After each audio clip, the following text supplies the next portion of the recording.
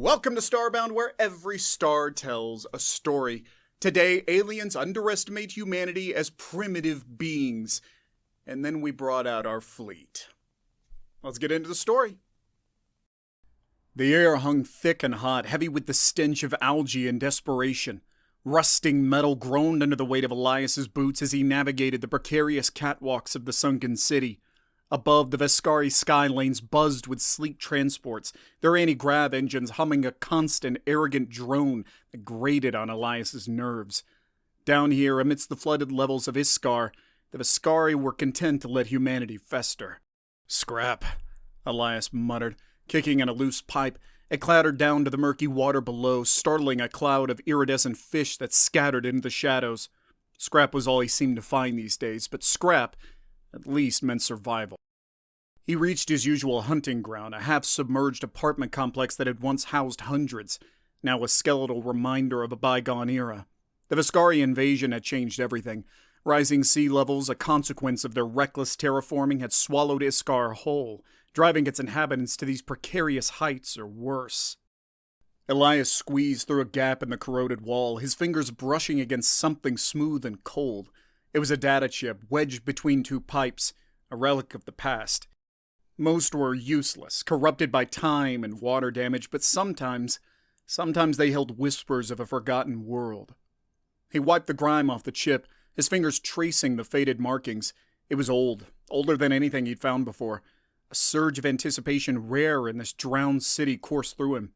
He slipped the chip into his reader, a battered device he cobbled together from scavenged parts. The screen flickered, displaying a single image, a stylized bird engulfed in flames. Beneath it, a line of text shimmered. "When the stars align, the phoenix shall rise." A shiver ran down Elias's spine. He didn't believe in fairy tales and legends whispered by flickering candlelight in the depths of the sunken city. But there was something about the image, the words, something that resonated deep within him. It felt important. He scrolled down, hoping for more, but the rest of the data was corrupted, a jumble of code and static. Except for a set of coordinates. Elias's heart pounded against his ribs. Coordinates meant someplace specific, someplace hidden. His gaze drifted upwards, towards the Veskari ships patrolling the sky like metal birds of prey. He thought of the stories, the ones his grandfather used to tell, about a time when humans soared among the stars, not as captives, but as conquerors. Fairy tales, that's all they were. Weren't they? This chip, this message, it felt different. Maybe it was a fool's hope, but in the desolation of the sunken city, hope was a precious commodity. And for the first time in a long time, Elias felt a spark ignite within him. Not just hope, but a flicker of defiance. He would find the source of this message, even if it meant risking everything. The Veskari cruiser Talon sliced through the atmosphere, leaving a trail of shimmering distortion in its wake. Below, the planet Earth sprawled, a tapestry of blue and green marred by swirling storms and vast brown scars, the mark of Veskari terraforming. On the bridge of the Talon, Commander Corva regarded the sight with a mixture of disdain and grudging respect. The Earth was a stubborn creature, resisting their efforts to mold it into something more suitable. For all their technological might, the Veskari hadn't been able to fully tame this world, not after centuries. Corva found a perverse admiration in that resistance, a reflection of the humans themselves, primitive, yes, but tenacious. "Commander!" A voice crisp and sharp as a laser burn cut through her contemplation. It was Lieutenant Theron, his youthful features betraying an eagerness that bordered on impatience. "Energy readings are off the charts near Iskar. Mining output has already dropped by 12%. Corva frowned, her gaze sweeping across the holographic projections that filled the bridge. The numbers were indeed troubling. The energy signatures were erratic, unlike anything their sensors had picked up before, and near Iskar, no less. That wretched, waterlogged city held nothing of value, only a dwindling population of scavengers clinging to the ruins of their past. "Any signs of sabotage?" she asked, her tone clipped. Theron shook his head, his mandibles clicking softly. "Negative, Commander. Our drones haven't detected any unauthorized activity. The humans down there wouldn't even know where to begin with technology like this." Corva nodded, but a seed of doubt had been planted. It wasn't like the humans to cause trouble. They were a docile species, easily controlled, content to scavenge for scraps under the watchful gaze of Veskari overseers. But something about the energy readings felt off. "Redirect the Talon," she ordered, her voice laced with a newfound authority. "We'll take a closer look at this anomaly. And Lieutenant," she added, her compound eyes gleaming with a predatory light, "prepare a detachment of guards. If the humans are trying to be clever, we need to remind them of their place." As the Talon shifted course, its massive hull blotting out the sun, Corva couldn't shake the feeling that something was changing on this primitive little world.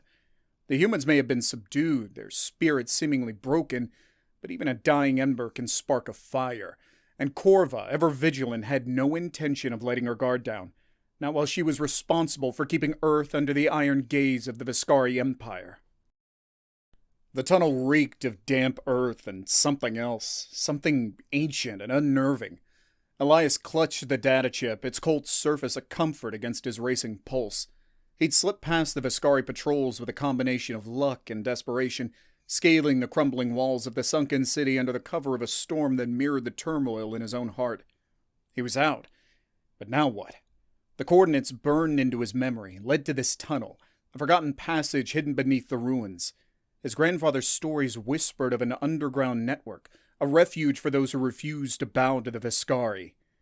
Could it be true?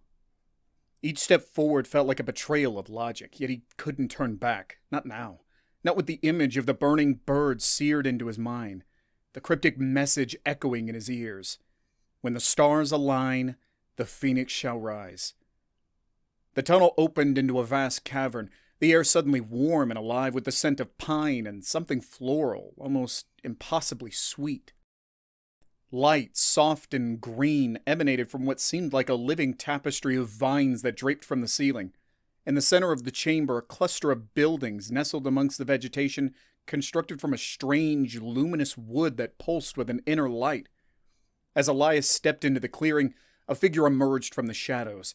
She was old, her face a roadmap of wrinkles etched by time and hardship, yet her eyes shone with a vitality that belied her age. She wore simple robes of woven leaves, her silver hair adorned with feathers that shimmered like opals in the ethereal glow. "You carry the mark of the phoenix," she stated, her voice surprisingly strong.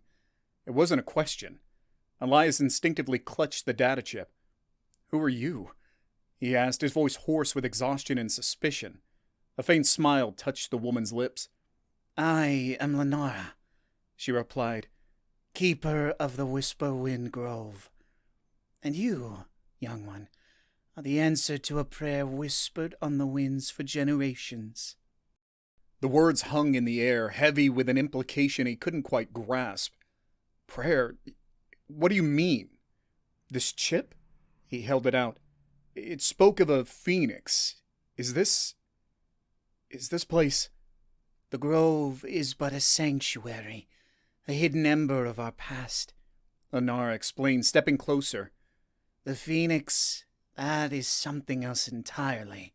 Something born from the ashes of our ancestors' dreams. A legend, some would say." Her eyes, wise and ancient, held his gaze. "But legends, young Elias, often have roots in truth." The air inside Mount Permafrost was cold, sterile, a stark contrast to the vibrant warmth of the Whisper Wind Grove. Lenora, despite her age, had traversed the hidden paths and treacherous mountain slopes with surprising agility. Elias, used to the crumbling, humid corridors of Iskar, found himself constantly rubbing his arms for warmth. The entrance, if it could even be called that, was concealed within a waterfall, the cascading water a shimmering curtain of ice and spray. Behind it lay a tunnel, smooth and featureless, illuminated by glowing panels that pulsed with a soft white light. It felt wrong. Where were the rough-hewn walls, the smell of rock and earth that he associated with any human-made structure? "This is different," Elias said, his voice hushed in the unnatural silence, "than anything in the city." Lenora nodded, her eyes reflecting the cool light. "This city, that is where the Veskari want us to be. Visible. Broken. This," she gestured around at the tunnel, her expression unreadable. This is where we rebuilt. The tunnel opened into a vast cavern, the sight that greeted Elias stealing the breath from his lungs. It wasn't a cavern, not really. It was a city, a marvel of metal and light built into the very heart of the mountain. Towers of gleaming alloy rose from the cavern floor, connected by arching bridges and walkways that hummed with an internal energy. Sleek vehicles, unlike any ground transport Elias had ever seen, zipped along invisible tracks, and everywhere people, not the downtrodden, hopeless souls he knew from the sunken city. These people walked with purpose, their faces alight with knowledge and a fierce, determined hope that echoed the burning bird on the data chip. But what stunned Elias most of all were the ships. They were housed in a series of massive docks that lined the far wall of the cavern, their hulls gleaming under the radiant glow of the ceiling. He'd never imagined anything like them, not even in his wildest dreams. Sleek, predatory, they were nothing like the lumbering cargo ships the Veskari used to ferry resources off-world. These were ships of war, exploration, ships that spoke of a power he thought humanity had lost forever. The Phoenix, he breathed, the word escaping his lips like a prayer. Lenara placed a hand on his arm, her touch surprisingly strong. Yes, Elias, she said, her voice filled with awe. This is what we've become. This is the legacy of our ancestors hidden from the Veskari. The truth they tried to bury. They were met by a woman unlike any Elias had encountered in the grove. Where Lenara exuded a gentle wisdom, this woman radiated an aura of sharp intelligence, her movements precise, her eyes constantly evaluating. She wore a simple gray jumpsuit, her dark hair pulled back in a no-nonsense braid, her gaze as sharp and unyielding as the mountain itself. "Lenara?" the woman said, acknowledging the elder with a curt nod. Her eyes settled on Elias, her expression unreadable. "And you must be the lost puppy she picked up in the ruins." Elias bristled at the tone but kept his voice steady. "I have a name. Elias. And this," he held up the data chip, "this led me here." The woman's lips twitched, the closest thing to a smile Elias suspected he'd get. "So I gathered. I am Dr. Jet, and unless you possess technical expertise I'm unaware of, that chip is useless to us." "It's a message," Elias countered, meeting her gaze with a newfound confidence. "A warning. It spoke of the Phoenix rising when the stars align." Jet snorted. "Prophecies and fairy tales. We deal in practicalities here, boy. Cold, hard facts." "And what of the ships?" Elias persisted, gesturing to the gleaming vessels docked in the distance. "Are those fairy tales too?" Jet's eyes narrowed. "You ask a lot of questions for someone who just stumbled in from the Dark Ages." "And you offer very little in return," Elias shot back. Before Jet could retort, Lenara stepped between them, her voice calm but firm. "Enough. We are on the precipice of something significant, something foretold in whispers and etched in the stars. We cannot afford to be divided by suspicion." She turned to Jet, her gaze unwavering. "The stars are aligning, Jet. This young man, this message, it is no coincidence. The time has come to reveal ourselves." Jet hesitated, her gaze flickering between Lenara and the data chip still clutched in Elias's hand. The silence stretched, heavy with the weight of decision. Finally, she sighed, a hint of weariness in her voice. "Very well," she said, her eyes hardening with resolve. "But if we're going to do this, we need to prepare, and we need to be smart. The Veskari may not be expecting us, but that doesn't mean they'll welcome us with open arms." The rhythmic thrum of the Talon's engines vibrated through Corva's bones, a stark counterpoint to the unsettling silence emanating from the scanner displays. They hovered over Iskar, the pathetic sprawl of the sunken city spread out beneath them like a discarded toy. The energy readings were fainter here, but definitely present. Something pulsed beneath the surface, hidden from casual observation. "There." Corva pointed a clawed finger at a cluster of readings near the city's edge, where crumbling buildings surrendered to the encroaching sea. "Focus scans on that sector and deploy ground units. I want boots on the ground searching every crevice and culvert." Theron's mandibles twitched, a sign of apprehension in the otherwise stoic Veskari. Commander, with all due respect, deploying ground units in Iskar is inefficient. The humans, there are scavengers, little more. They wouldn't know advanced technology if it landed on them. Corva fixed him with a glare that could melt permafrost. That, Lieutenant, is precisely why we are here. We assume too much about these humans, dismiss them as primitives incapable of innovation. These readings, she gestured sharply at the pulsating lights. This suggests otherwise.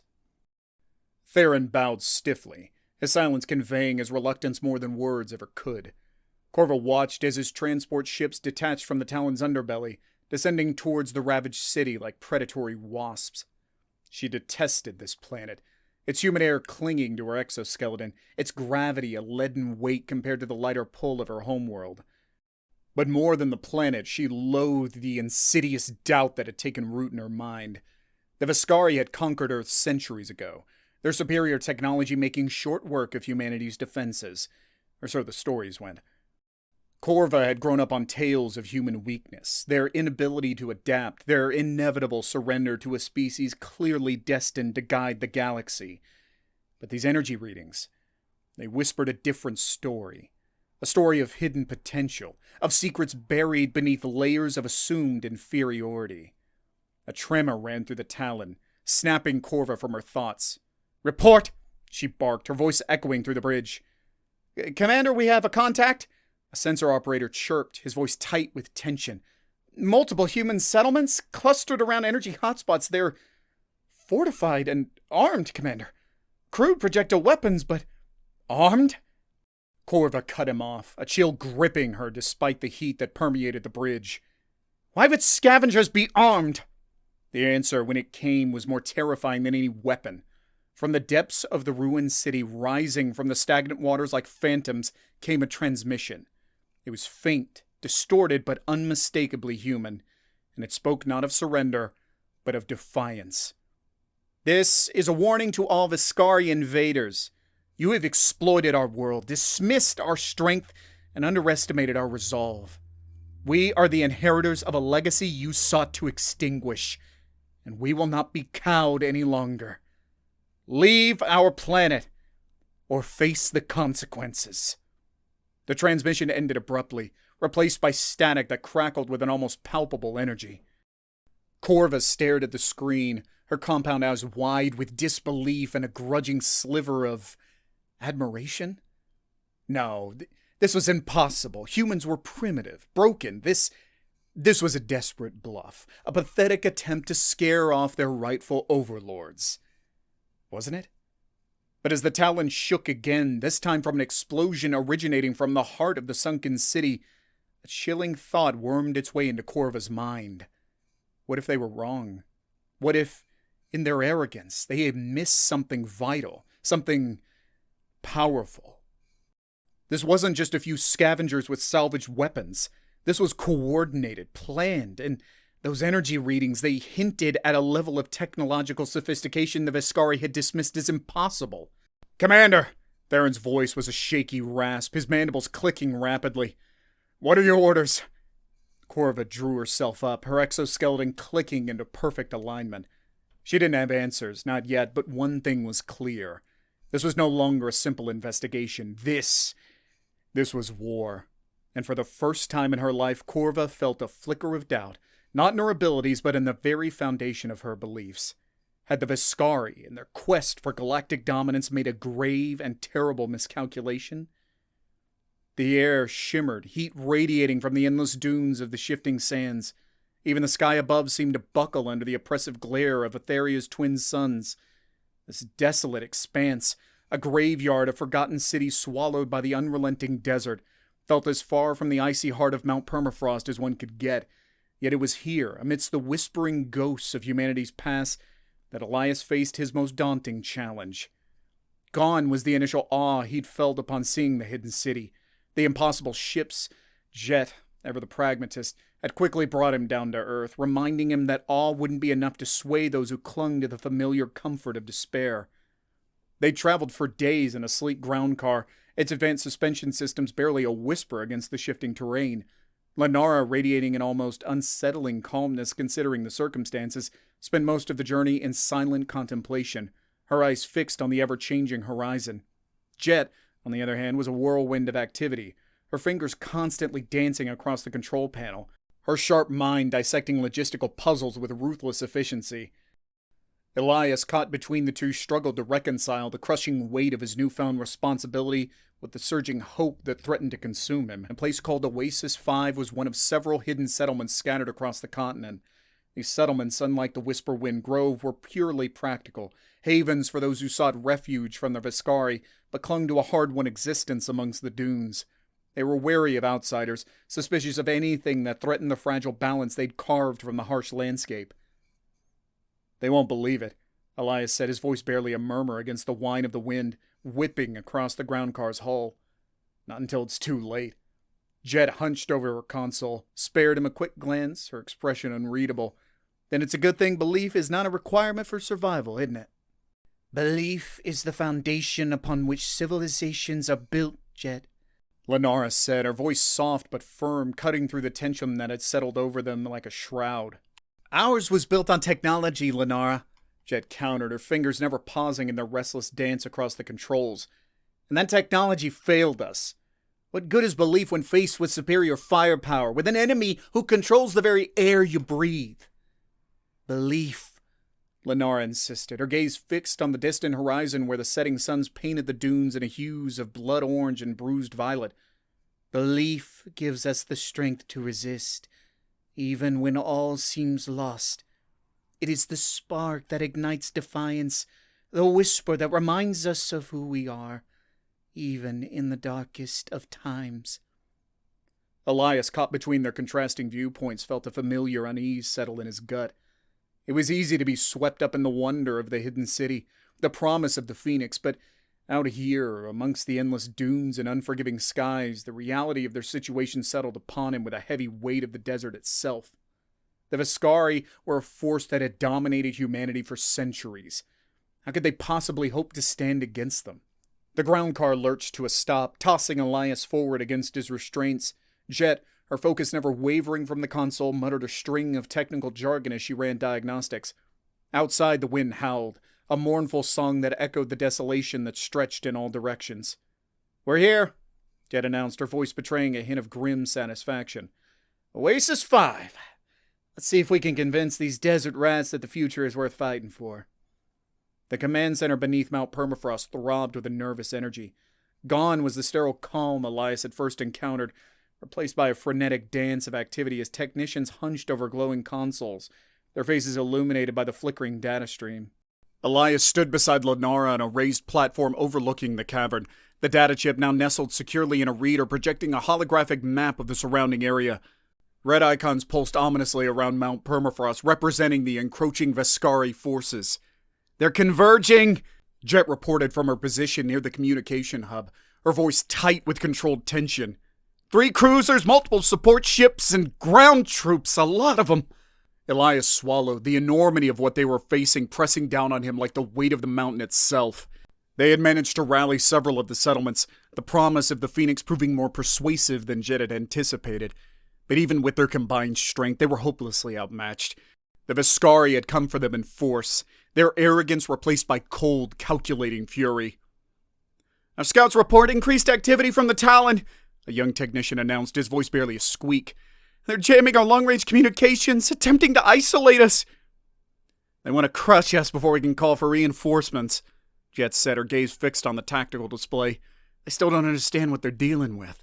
They think this is a rebellion, not a—" Her words were cut off as a tremor shook the command center, the sound of grinding metal echoing through the cavern. The Veskari were hitting them, softening their defenses before the inevitable ground assault. "How long?" Elias asked, his voice surprisingly steady despite the fear that clawed at his insides. Lenara placed a hand on his arm, her touch a steadying presence in the chaos. "As long as it takes," she said, her voice calm, almost serene. "The Phoenix will rise when the time is right." Jet snorted, her focus never wavering from the battle, unfolding on the tactical display. "The Phoenix better rise soon," she muttered, her fingers flying across the console, "because if it doesn't, we're all gonna be ashes."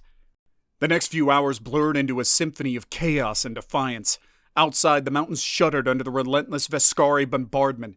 Inside, the command center hummed with a desperate energy as Jet directed their defenses, her voice a calm island in a sea of rising panic. Elias, following Lenara's lead, found himself thrust into the heart of the resistance. He felt a kinship with these people, these survivors that transcended the despair he'd witnessed in the sunken city. They fought with a ferocity born of desperation, yes, but also with a flickering hope that what they were defending was something more than just their lives. Another tremor, this one more violent than the last, sent a cascade of sparks raining down from the ceiling. On the tactical display, a section of the outer defenses flickered red, then vanished, replaced by the cold, sterile blue that signified Veskari control. "They're through!" A voice cried out in alarm, the words echoing the dread that coiled in Elias's gut. Jet, her face illuminated by the crimson glow of the tactical display, slammed her fist on the console. "Hold them off as long as you can!" she ordered, her voice tight with urgency. "We need more time!" "Time?" Elias echoed, his voice hoarse with exhaustion and the dawning realization that time was a luxury they no longer possessed. "Time for what?" He turned to Lenara, seeking answers in her ancient eyes, but she only offered a cryptic smile. "For the stars to align," she said, her voice barely a whisper above the cacophony of the battle raging around them. And then, just as all hope seemed lost, a sound cut through the chaos. A sound that sent shivers down Elias' spine and brought a collective gasp to the lips of everyone in the command center. It was a low hum at first, barely audible above the din of the battle, but then it grew, swelling into a resonant vibration that seemed to emanate from the very core of the mountain itself. On the tactical display, a new icon appeared at the heart of the red and blue chaos, an icon that pulsed with the brilliance of 1,000 suns. It was the Phoenix.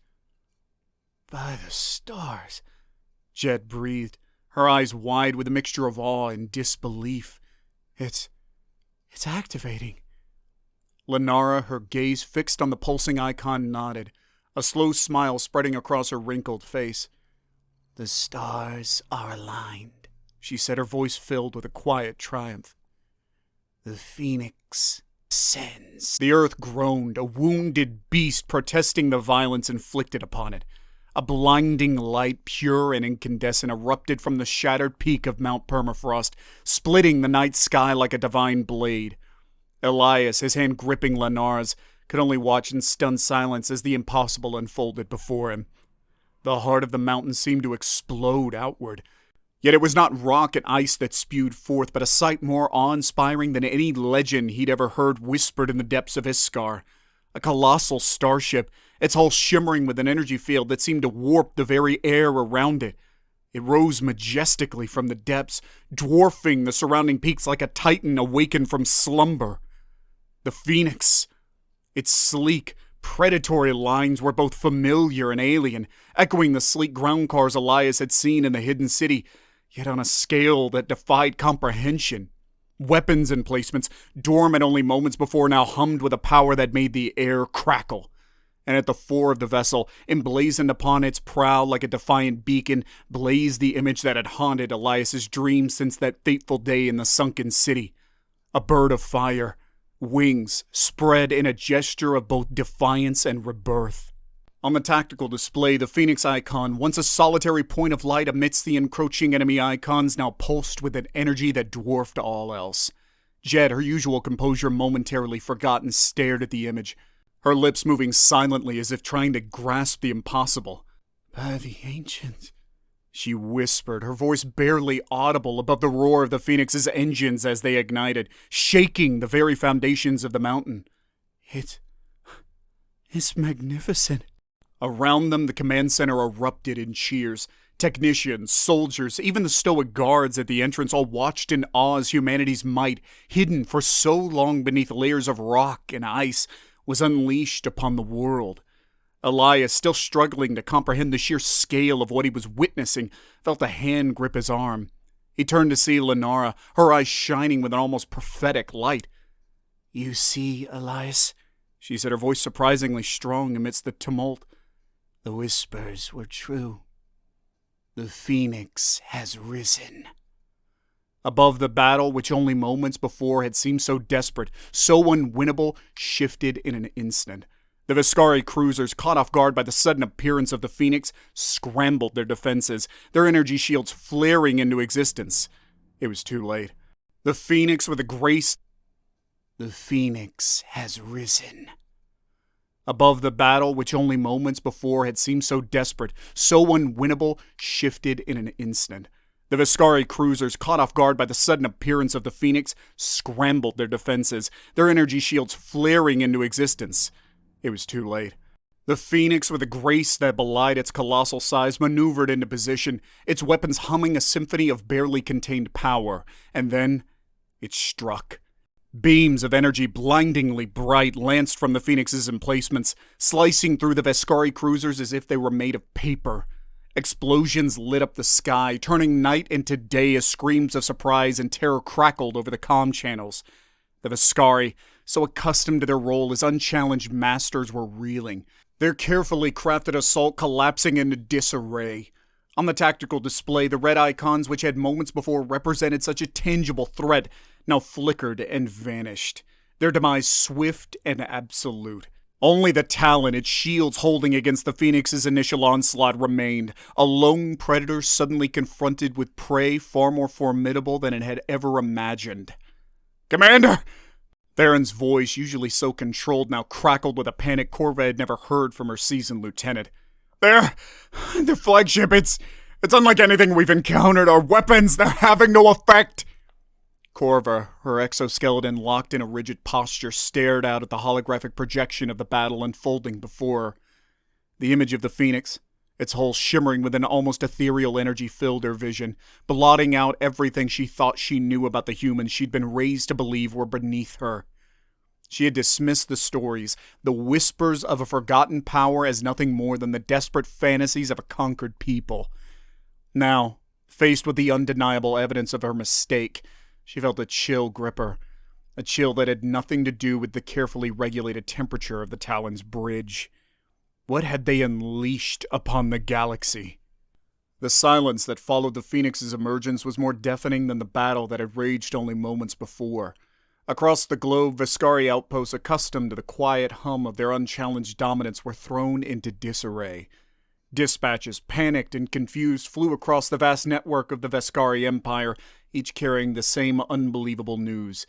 The humans of Earth, the primitive, broken species they had subjugated centuries ago, possessed a fleet of starships. And not just any starships, vessels that outmatched their own in firepower and technological sophistication.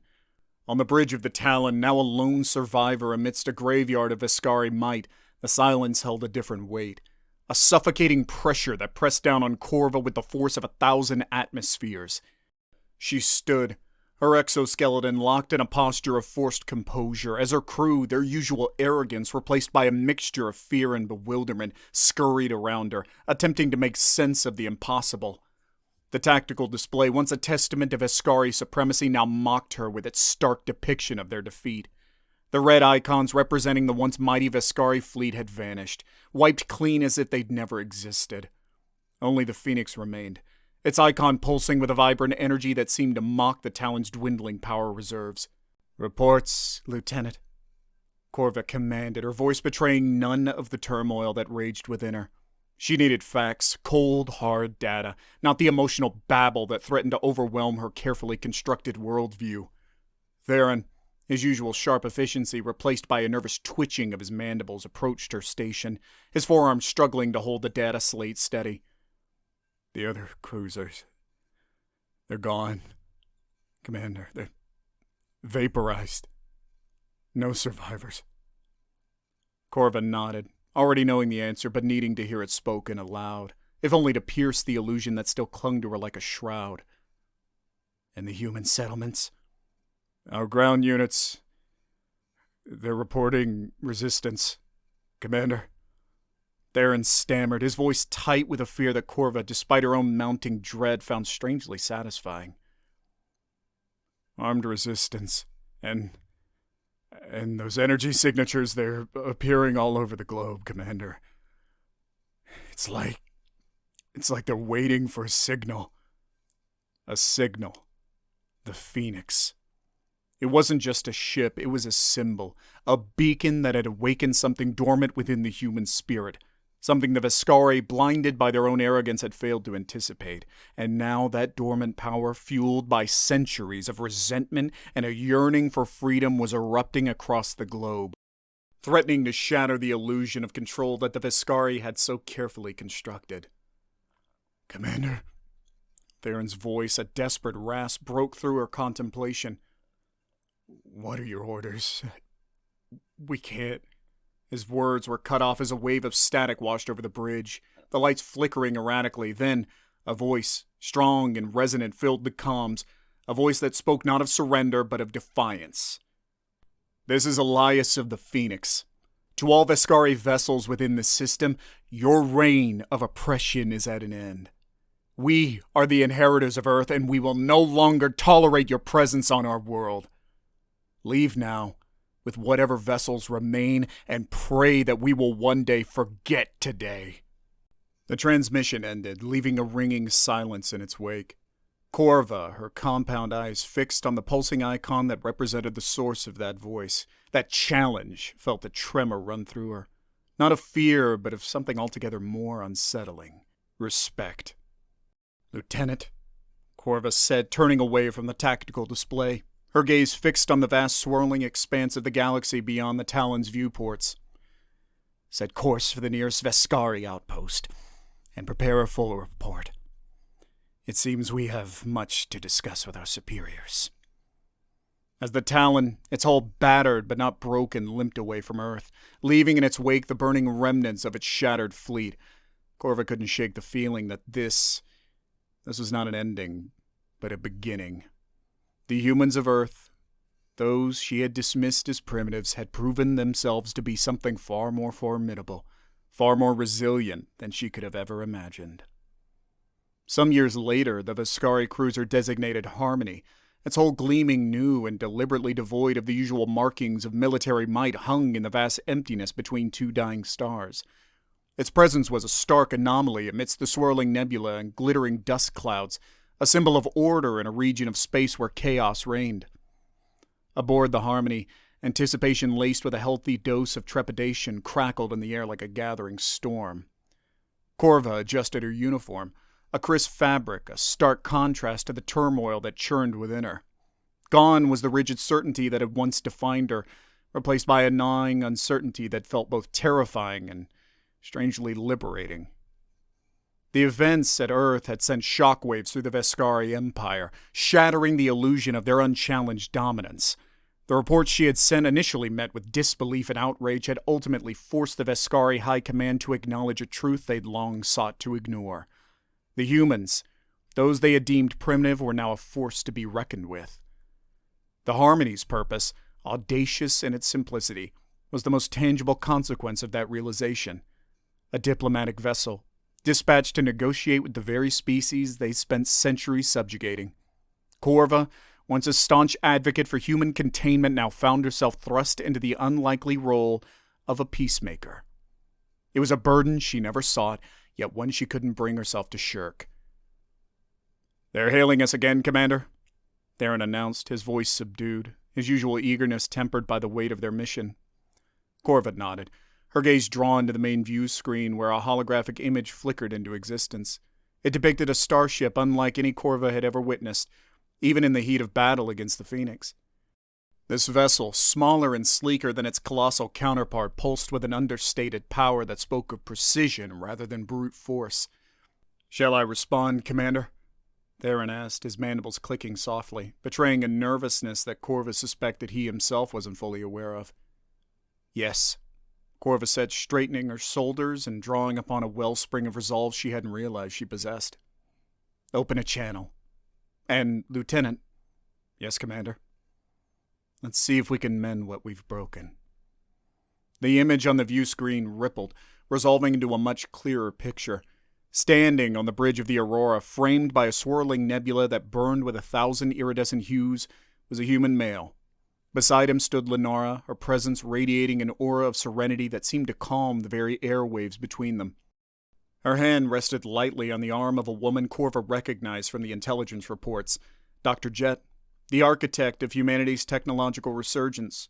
Jet's expression, as always, was unreadable, her gaze sharp and assessing, but Corva could sense a cautious hope in the woman's stance, a subtle shift in her demeanor that mirrored Corva's own tentative optimism. "This is Commander Corva of the Veskari vessel Harmony," she said, her voice echoing slightly in the vastness of the Harmony's bridge. "We accept your invitation for dialogue." The human male nodded, a small smile playing at the corner of his lips. "Thank you, Commander Corva. I am Elias. Welcome to neutral ground." And with those words, spoken across a gulf of starlight and shadowed by the specter of recent conflict, a new chapter began. It was a chapter fraught with uncertainty, its pages yet unwritten. But as Corva met Elias's gaze, she couldn't shake that feeling that, for the first time in a very long time, hope, fragile and precious, had found a place to take root amidst the stars.